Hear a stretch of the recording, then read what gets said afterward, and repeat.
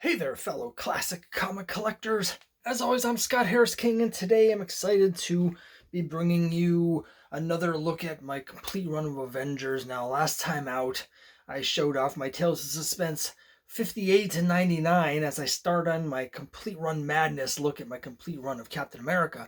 And then I thought, gee, I only got up to 150 in Avengers, and I have all the way up to 502, so I should really do some more of my Avengers before I get back to Captain America. So I'm not going to wait too long to get into the next Captain America. I might be alternating for a bit here, but I thought it's been a long time since I've looked at some of my issues of Avengers. So let's do that now. The other thing is, this weekend I was very happy to have the opportunity to attend an online get-together with some of my Avengers fans. Way back in the day, in the 90s, I found a group of fans online in 1996 through the AvengersAssemble.net website run by Van Plexico, and there was a mailing list with a few hardcore Avengers fans. I joined that mailing list. That was my introduction to online comic fandom, which this YouTube video is sort of the culmination of. And this weekend we celebrated our 25th anniversary. And so I was really excited to be able to do that, show a lot of Avengers books to each other, talk about Avengers, talk about being Avengers fans together for all this time. So it also made me nostalgic to pull out the Avengers comics. So let's do that right now. And we're going to start right where we left off, which was with issue 151 with a Jack Kirby cover. Now, you may remember last time, issue 150 was a complete train wreck of an anniversary issue because Steve Englehart, who was in the middle of this all-time epic great run on Avengers, got fired like 9 pages into issue 150, which was one of these Old Order changes new lineup issues.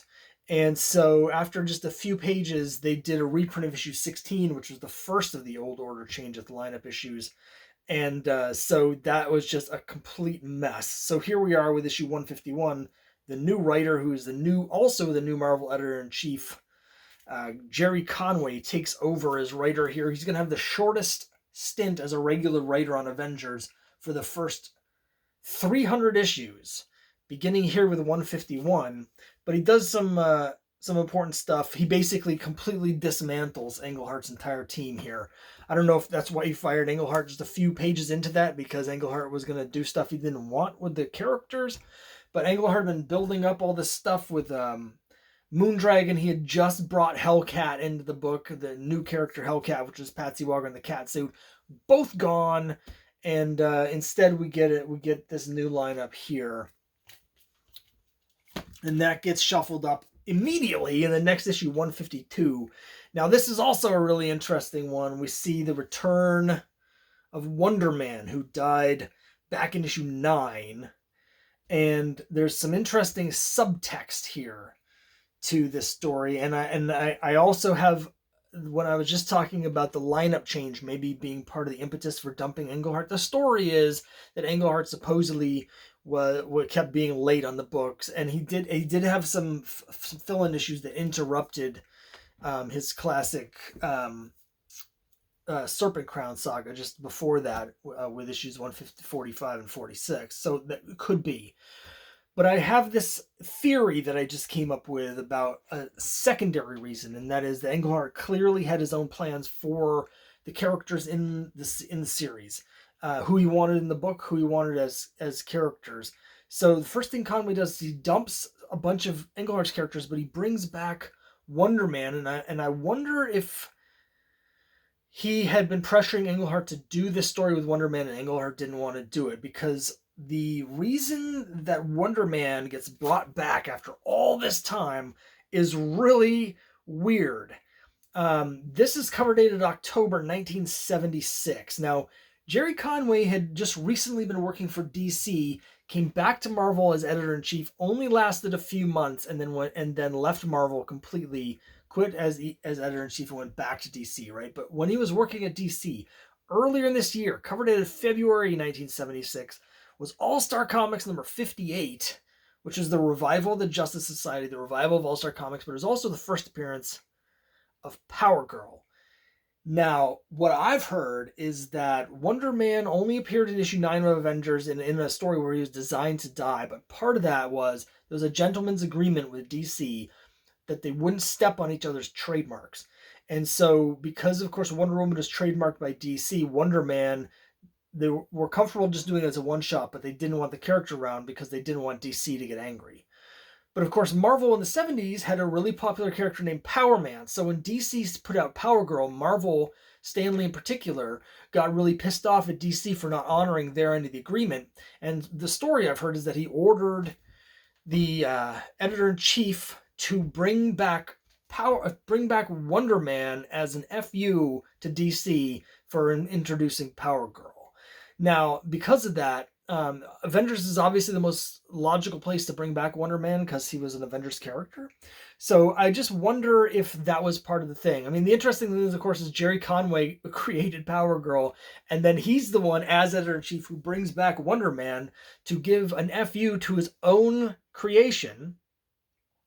So it's really convoluted. We still have Jack Kirby on covers. Not a lot of people at the time were not particularly happy with Kirby's return.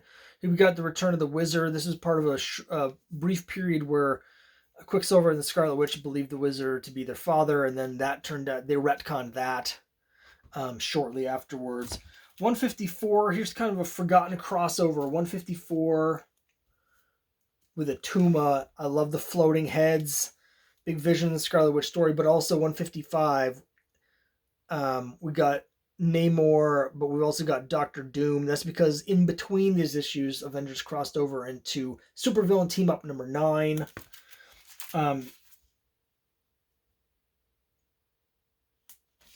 And we get the end of this storyline here. It's odd to have this mid-70s, sort of late era Kirby doing Avengers covers. The art on the inside of these is Perez. So when you go from the super blocky Kirby covers to George Perez's pencils on the inside, it's not that compatible. 157, famous storyline where the Black Knight, he had been turned into a statue a long time ago, and his soul sent into the 10th century or whatever to fight in the Crusades or something. And in this story, the statue comes to life and is destroyed. And so they're like, oh no, Black Knight's dead. His soul's trapped in the past forever. We wouldn't actually see Black Knight again until issue 225. But also important, it's the last Jerry Conway issue. So he only lasted 7 issues on the book. And then we get into the real meat of this great, great run because Jim Shooter becomes editor-in-chief and takes over Avengers. And I love his Avengers run. This is the first of 2 Avengers runs. He left the book, which we'll show in a minute, after a couple great, great, great stories. Leaves for a while, comes back with issue 211 and has another all-time classic storyline. But here's where this begins. It's Wonder Man versus the Vision. Of course, Wonder Man's brain patterns based on the Vision. So they're basically 2 different versions of the same person. I got that backwards. It's Vision's brain patterns are based on Wonder Man. And so they have a fight here. Okay, we get a really cool 2-part storyline introducing Graviton. And Graviton is basically a guy who is as powerful as Magneto, but is kind of a dumbass. That's basically the character. He thinks he's incredibly smart, and he's massively egotistical and a complete jerk of a villain, and incredibly powerful, but he's just not quite up to snuff. So the Avengers have trouble with him because of his super power set where he can control gravity and all the different permeations of what that means. But ultimately, he's defeated because he's kind of a doofus. And then classic stories. 160, and a great story. So again, Shooter's playing off of the fact that Vision and Wonder Man have the same brain patterns. Wonder Man's brother, the Grim Reaper, shows up and he's like, who's the real brother? The guy who died and got resurrected and is no longer human because he's made of ionic energy? Or the robot who can has the brain of my dead brother, and he has a trial. He puts them on trial so he can decide who his real brother is. He's going to execute the fake brother. Some great psychological stuff, great story. 161 and 162, for me, one of the top 5 Avengers stories of all time. My copies are both signed by George Perez. Here's the signature here. Here is where Hank Pym suffers another mental breakdown and doesn't remember anything that happened after Avengers #1. And so Ultron, who of course is the Avengers archenemy who was created by Hank Pym, takes advantage of the fact that Hank Pym doesn't remember Ultron to trick Hank into helping Ultron. What Ultron's actually doing is it's a Bride of Frankenstein story, so he built a female robot, Jocasta, and he's transferring the Wasp's brain patterns into his future wife. So there's also an Oedipus complex stuff here. Shooter's using a lot of really thematically rich material to inform his stories, and just a fantastic, fantastic story where the Avengers are seemingly all killed. Then the reserve team comes in to avenge them, and they know that there's a good chance they're all going to die fighting Ultron. Just some great stuff, some great character stuff, where at the end they basically win because Tony Stark threatens to murder Jocasta unless Ultron surrenders. And then, Black Panther's like, what are you doing? Because this is back before they turned Black Panther into yet another sociopath like every single Marvel character is nowadays, part of the Illuminati or whatever. But yeah, just great. And then we get a fill-in. So 163, it's a decent fill-in, but it has like the champions are in it, sort of. It's forgettable. But that's okay, because we immediately get into another classic storyline. There's several in a row here. This is a great 3-parter with art by John Byrne, who takes over briefly as the artist, and the Lethal Legion is back, but actually the Lethal Legion are just used as dupes for the real villain, which is Count Nefaria. Now, he first appeared in issue 13, but here he's got this machine that gives him the powers of Superman. So this story is basically, what if Superman fought the Avengers? And Nefaria is just like tremendously overpowered and trashing everybody. And we get this awesome showdown here at the end where Thor, who's only sort of a part-time member, occasionally showing up to help them, shows up, and all the Avengers' heaviest hitters, Thor, Iron Man, Vision, and Wonder Man, all are decking Nefaria at the same time, trying to take him down. So great. I have an Italian version of this, an Italian reprint of this that I got in Rome a number of years ago. Whenever I go traveling, I go to whatever comic stores I can find in those countries. I did a video at one point that was showing some of my foreign versions and included the Italian version of this. Okay, so great, another classic story, and then he launches into one of the all-time classics, arguably the greatest Avengers story of all time. I know people that don't like this story, but those people are sad folks.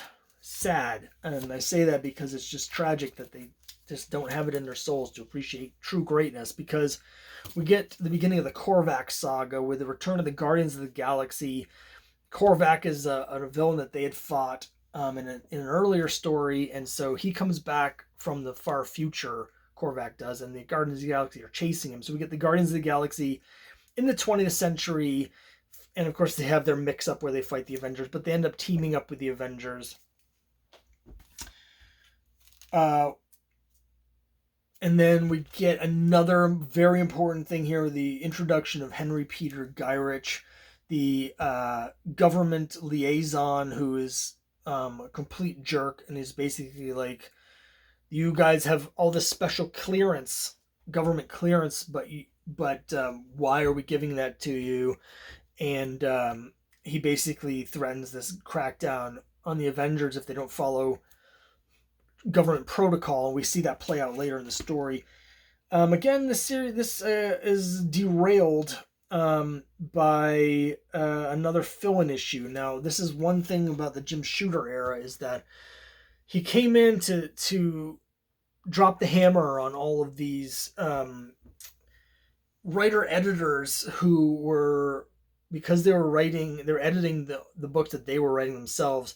A lot of them were just really late. They'd be constantly missing deadlines, the dreaded deadline doom. And as a result, we get all of these fill-in issues because for monetary reasons, it was really important that the books weren't late. And so the decision was made, whenever a book was late, they'd plug in a random fill-in issue. Sometimes they were reprints. Sometimes they had stories that were already ready. That's the case here with 169. Now, my copy is autographed by someone who worked on this issue, and frankly, I don't remember who it is. You can see whoever it is, they signed it right there. The story is nothing special. The only notable thing is that it interrupts the greatest Avengers story of all time.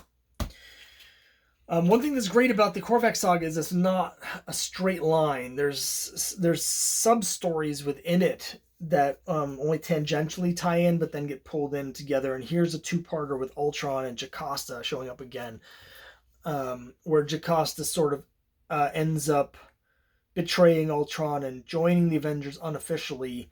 And she basically is with the team for the next 40 issues and is never actually granted membership, and so ends up leaving in issue 211. It's kind of like, they don't really want me around here, and the Avengers are like, oh, we were complete jerks there. Whoops.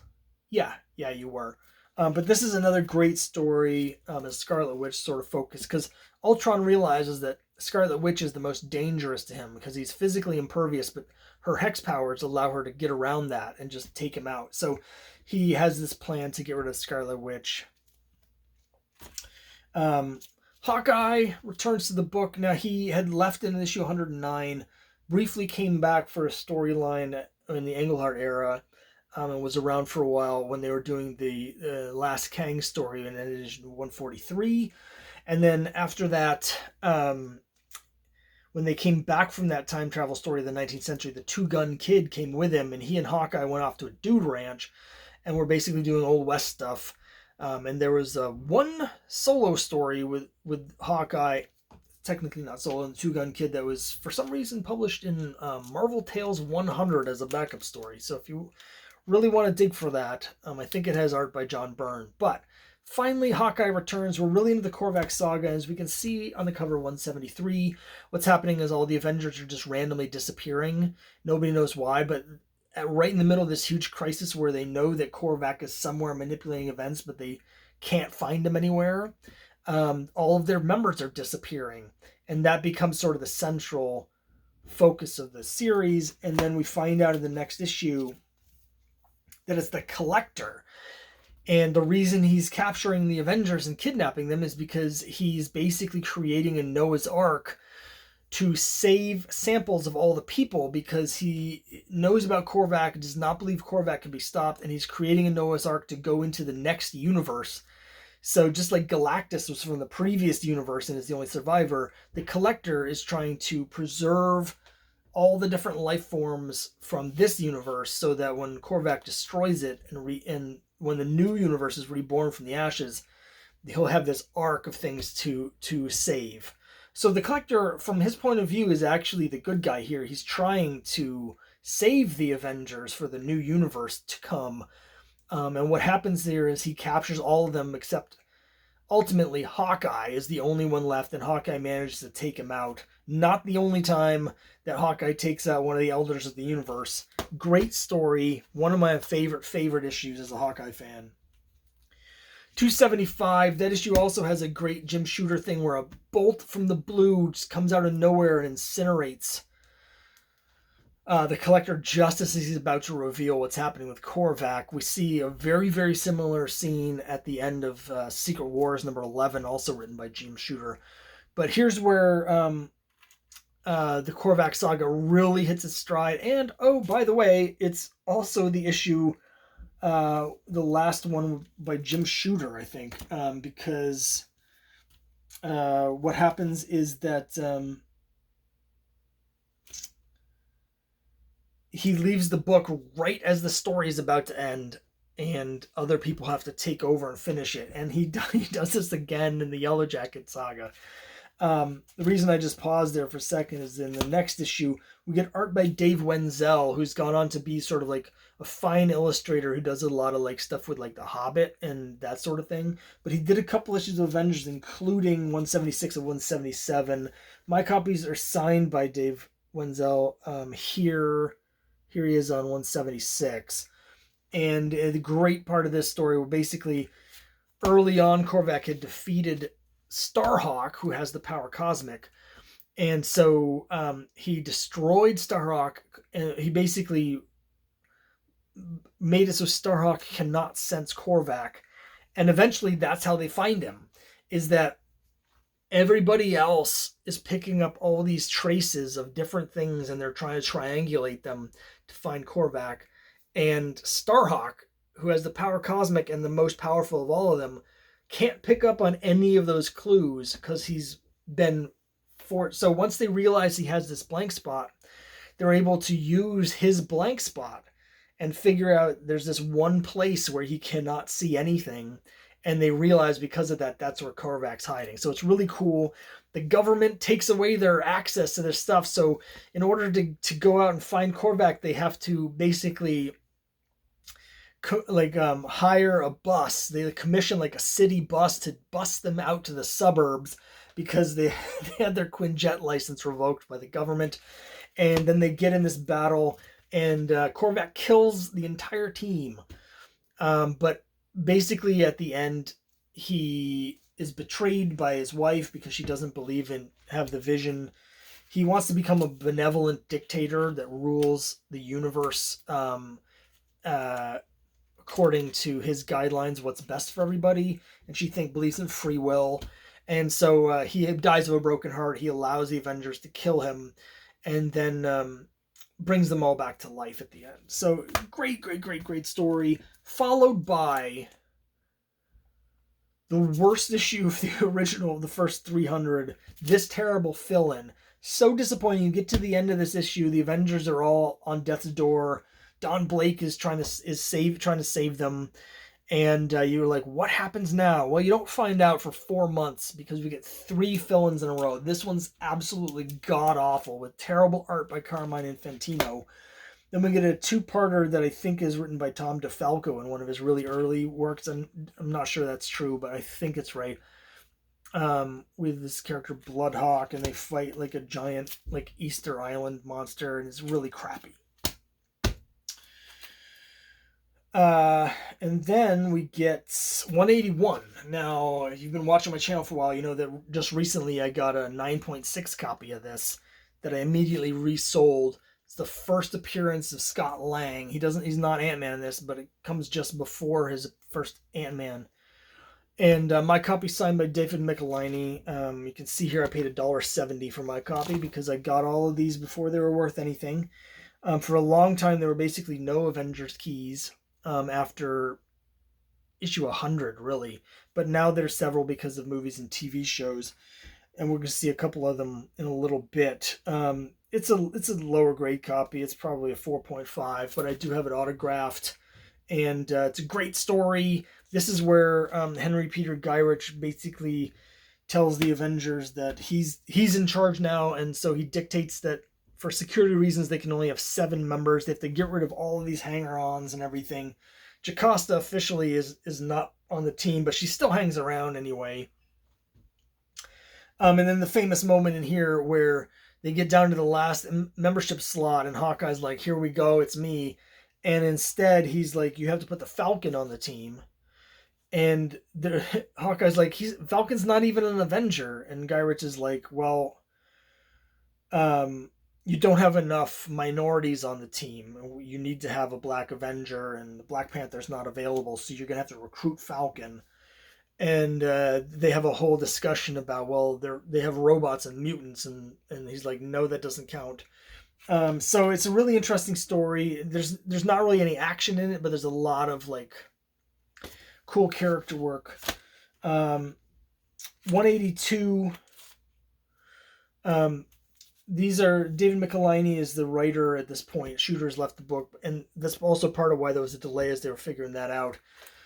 This is a really cool run. It's not quite as well known as acclaimed as the ones that came before it or one that's going to come after it with the Yellow Jacket saga, but it's really good, and it's been getting a lot of heat recently because a subplot comes up. Here we have the Absorbing Man. There's a two-parter with him that's really good. John Byrne does the art on a lot of these, so Byrne's back as the regular artist for a little while. So the art's great. The story's really cool. Perez is doing some of the covers. So you get like Perez covers with Byrne interiors and stuff like that. Like some really cool stuff. And basically what's happening is we get another part of the origin of Quicksilver and the Scarlet Witch. And we learn a little bit more. There's more retcons. There have been so many retcons of their origin over the years. Here's 185.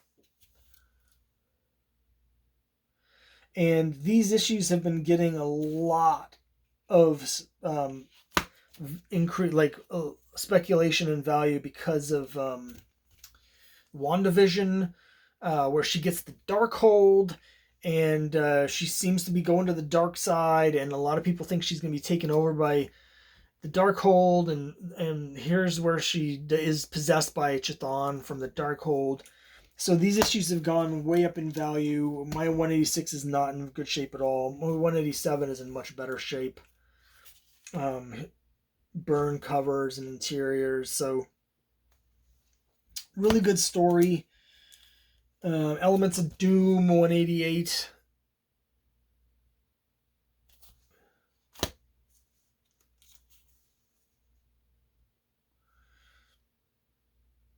Uh, 189. It is.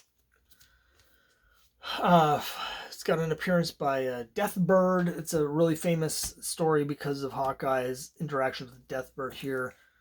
My copy's autographed. Again, I don't remember who signed it.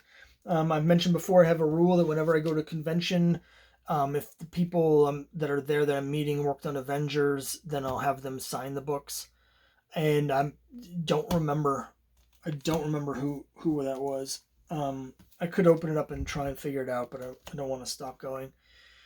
190, really cool story. This thing from space attacks, and eventually we find out that it's actually the Great Gargoyle inside. Shown here. Really cool two-parter. 192, not quite as great. The Peril in Pittsburgh. Oh, it's fine, but it doesn't quite live up to the ones around it. It's actually a two-parter, I think. Inferno. 193. 194, we get another sort of day in the life issue. Here's Vision saying, these machines attack me, pass through me, but I feel no pain, no emotion, because I am not human. This is a thing that was going on for a long time in the book, where Vision was struggling, where he clearly had emotions and feelings, but he kept being like, no, I'm just a robot. I don't actually feel anything. There's several times where is like basically saying he's gonna dump Wanda because he's a robot and he can't really be married to her, and it doesn't work. And she's like, what do you mean? And then it's never picked up on again until the next time he says that, and she's like, what do you mean? And then they don't pick up on it again, and then like 10 issues later he says something and she's like, what are you talking about? And then it's dropped again. Here's my theory. My theory, based on all the dumb stuff they've done with Wanda over the last 20 years, is that Wanda, just like she subliminally created her own children with her hex powers and her reality manipulation, is that she fell in love with the Vision. He fell in love and married her because she was mentally controlling him to do so without knowing it, subconsciously. And all the different times where he's like, I'm not really human. I can't have a wife. I'm just a robot. And she's like, what do you mean? And then they're totally fine the next issue. Those are times where he's breaking free of her control, and then she subconsciously reasserts it. So I think the entire marriage was her powers forcing him into it, and she was just like in WandaVision, where she's unconsciously enslaving everybody around her to create this reality. She's doing the same thing to Vision the entire time. I've never been a big fan of Wanda, although I like her a lot more actually in the movies than in the comics. I've always been a Vision fan, and I don't really care for their relationship that much in the comics. I know that's blasphemy, but here's a big issue. Um, I have actually a really nice copy of 195. It's the first appearance of Taskmaster. Short appearance at the end of the issue. The one that's really valuable is the next one, 196. Again, structurally, it's actually really nice. It's an ugly copy. I don't know if you can see, but there's printer's ink. This black, it's like, I don't know if another copy of the issue was set on top of it when it was wet and it got the ink on it. It's a printing defect. It's not structural. So like if I sent this in to be graded, I don't think it would affect the grade. And this is quite nice. I think it's probably an 8.5 as it sits. It's got a couple spine ticks that would not come out from pressing, but I think if I pressed it, I think it could be a 9, maybe a 9.2, but it's a really ugly one because of that. Anyway, still, I paid like $2 each for these. Again, they were never really worth anything. It's really, really cool story. I also wanted to mention in here, there's an editorial error where when they're it might actually be in this issue. It might be in this one actually. There's an error inside the book where when they're recapping things and you see Scott Lang and Wasp are captured, they accidentally call him Scott Harris instead of Scott Lang. So for a long time, like on Facebook, I had that as my banner, was the panel from this issue where they say that Scott Harris has been captured by the Taskmaster. 197. Now, this is we just had 194 with one of these Day of the Life issues. Here's another one. It's setting up a lot of stuff. See this down here, Ms. Marvel's shocking surprise? That's where this horrible storyline begins, where Ms. Marvel is suddenly pregnant and doesn't have any idea what's happening. And over the next couple issues, her pregnancy escalates at a huge rate, and she's like, I don't know why I'm pregnant because I didn't have sex with anybody. We're going to see the end of that at the end of this video. Terrible way to end a video, but that's just how the numbers work out. 198, Red Ronin. I don't know why Ronin is spelled with an A, but it doesn't really matter. Cool character from Shogun Warriors, who was, now I'm second guessing myself. It might have been from Godzilla. It doesn't matter. From one of those books, but it was created by Marvel for that title, so they still have they have the rights to the character. So here's Red Ronin, and kind of a fun appearance in Avengers. Red Ronin's appeared in a couple other Avengers stories. Here's another part of the Red Ronin storyline. As you can see, Jocasta is back with the team. She's kind of there most of the time. They just ignore her. And then we get 200, one of the most infamous and terrible issues. I have 2 copies of it. Why do I have 2 copies of this? Well, this copy is signed by several people. It's signed by Bob Layton right here. It's signed by David Michelinie in the middle here. This is David Michelinie. And then underneath that, I think it's George Perez. The big signature across here. The thing with this issue, even as bad as it is that it had a huge team of people that worked on it because they cobbled it together. Because what happened was David Michelinie had a certain storyline that he was going for with this Marvel stuff, right? And just before this was due to come out, Marvel published an issue of What If that had almost the exact same plot.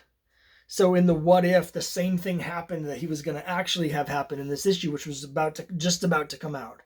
So he was like livid, but they had to change the whole story. The whole reason she was pregnant, they had to change all of that on the fly as the book was being drawn and stuff. And so the writing is credited to 4 different people. They all blame the other people for how bad this came out. The reason I have a second copy is because I was at some different show and had Terry Austin sign this copy. And then I think what happened was I went to a show in Orlando, so I didn't have my comics because I'm from New England.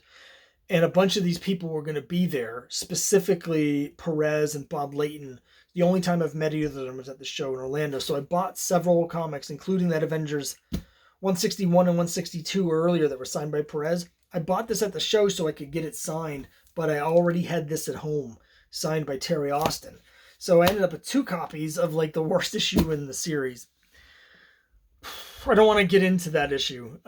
If you're not familiar with why it's bad, it's just, you can Google it. I don't even want to talk about it. But so many great stories in this run. I've said it before, but for me, the first 285 issues of Avengers is the best sustained run of superhero comics ever. There's times where it briefly dips to mediocrity, but it's steadily good for 25 years, basically, from 1963 to around 1988. It's no worse than good, and has just some multiple great all-time classic storylines, several of which were in here. So that's it. Avengers number 151 to 200. Next time around, I'll be bringing you, I don't know what, either more Avengers or more Captain America or more something else. If you want to see something else, let me know what you want to look at. But that's it for now. Thanks very much for watching, and I'll see you next time.